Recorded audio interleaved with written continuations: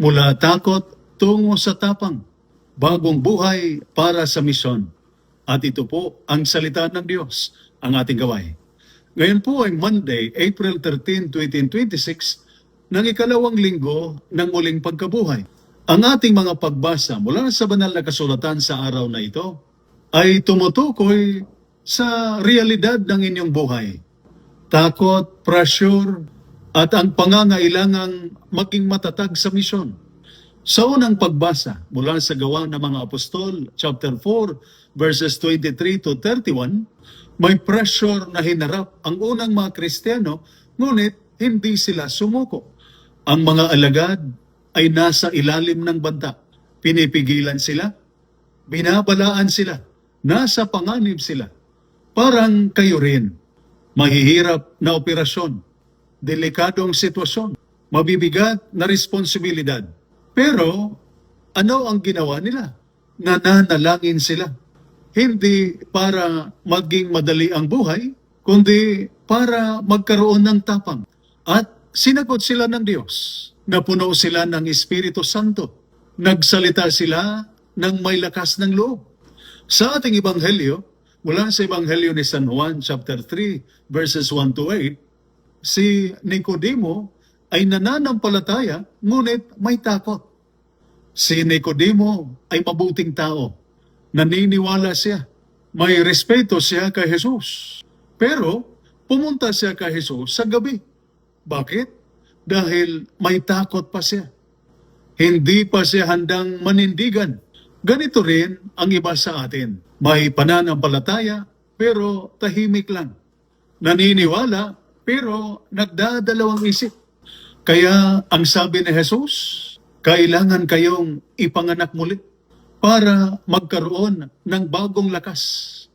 Para sa inyo, ang ibig sabihin nito, hindi lang lakas ng katawan, hindi lang training, hindi lang disiplina, kundi lakas ng loob mula sa Diyos.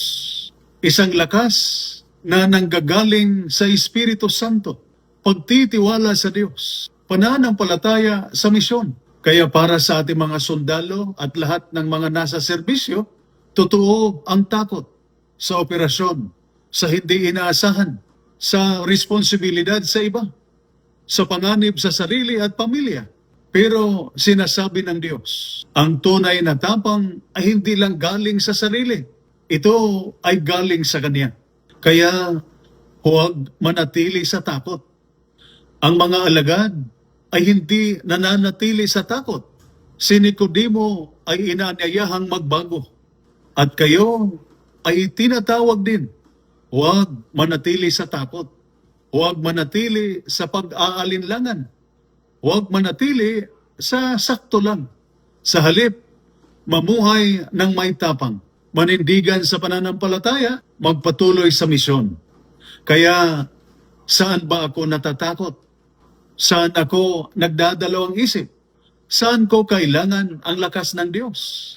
At manalangin tulad ng mga alagad, hindi para sa madaling buhay, kundi para sa matatag na puso. Mga kapatid, hindi madali ang inyong misyon. Pero tandaan ninyo, hindi kayo nag-iisa. Ang parihong espiritu na nagbibigay ng tapang at lakas sa mga alagad ay ibinibigay din sa inyo.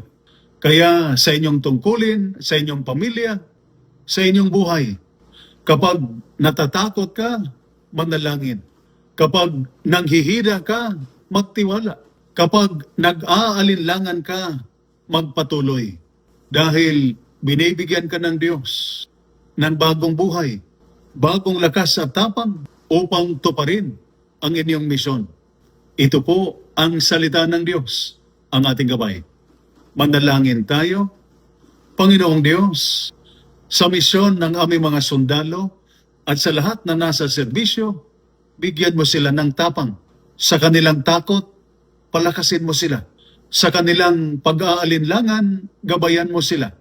Punuin mo sila ng iyong espiritu upang sila'y makapanindigan, makapaglingkod ng tapat, at mamuhay ng may lakas ng loob araw-araw sa pamamagitan ni Kristo na aming Panginoon.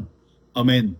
at sumainyo at sa inyong pamilya ang pagpapala na makapangyarihang Diyos, Ama, Anak at Espiritu Santo. Amen. Santa Maria, Ina ng Diyos, ipanalangin mo kami. San Jose, ipanalangin mo kami.